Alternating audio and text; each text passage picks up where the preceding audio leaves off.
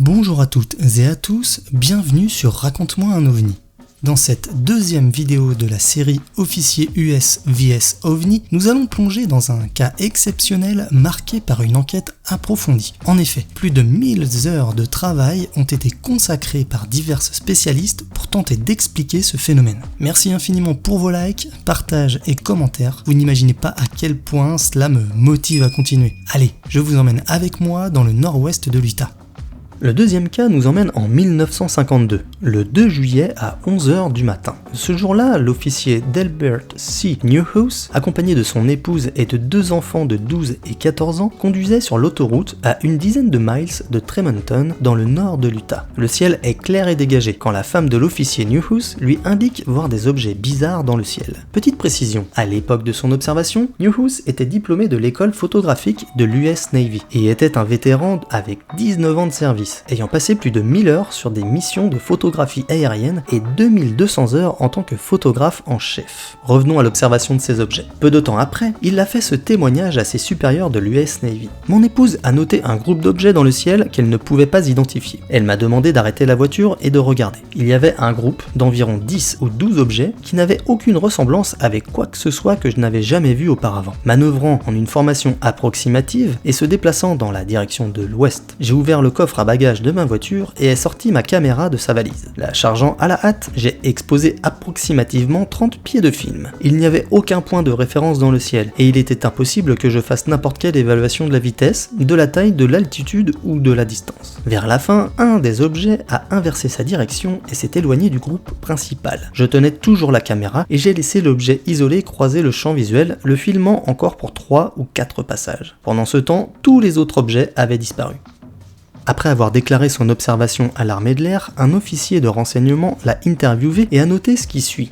À une distance relativement rapprochée, les ovnis lui sont apparus plats et circulaires, en forme de deux secoupes, une inversée sur l'autre. Ils étaient d'une couleur argentée lumineuse et avaient un aspect métallique poli. Mais Newhouse avait dû déballer sa caméra d'une valise dans le coffre de sa voiture et surtout trouver une cartouche de film dans une autre valise. Et c'est alors seulement qu'il avait pu commencer à filmer tandis que les objets étaient déjà partis dans le lointain. Newhouse ajoutera: quand je les ai vus la première fois, ils étaient presque au-dessus de nous. Mais avant que j'ai eu la caméra prête, ils s'étaient déplacés à une distance considérablement plus grande.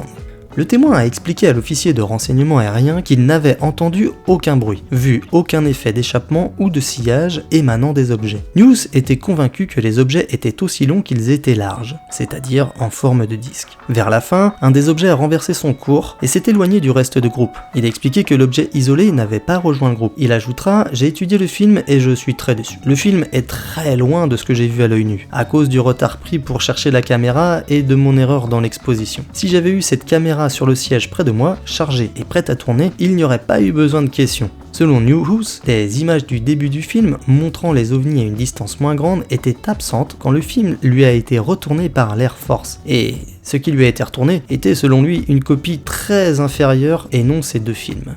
Le film a été pris très au sérieux par l'armée de l'air et par la marine des États-Unis.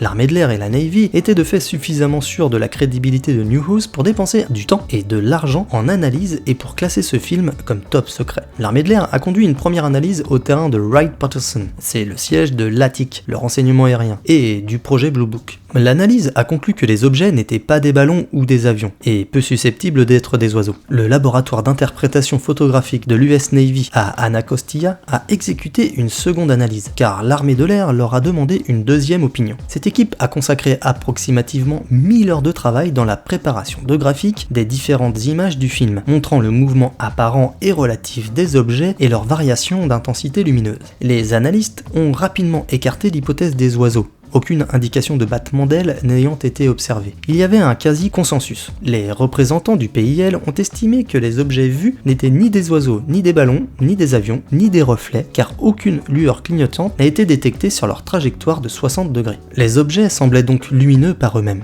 Ces deux analyses auront pour conclusion que les objets sur le film n'étaient pas des oiseaux. Blue Book avait demandé qu'une première équipe d'évaluation composée de scientifiques qualifiés se penche sur leurs meilleures preuves avant qu'ils leur donnent une diffusion plus large et officielle auprès de la communauté scientifique. La CIA a pris en charge l'organisation de ce panel, dont la direction fut confiée à un scientifique travaillant pour les militaires, H.P. Robertson. Le panel a étudié le film, l'interprétation de l'Attic et a reçu un briefing par des représentants du laboratoire d'interprétation photographique de la Navy sur leur analyse du film. Ignorant les deux analyses du film, ainsi que la description des secoupes décrites par le témoin, le Dr Thornton Page, un membre du panel, a alors dit que les objets ressemblaient à des mouettes. Et aussi incroyable que cela puisse paraître, c'est devenu la conclusion du panel et donc la position officielle des autorités US sur ce film.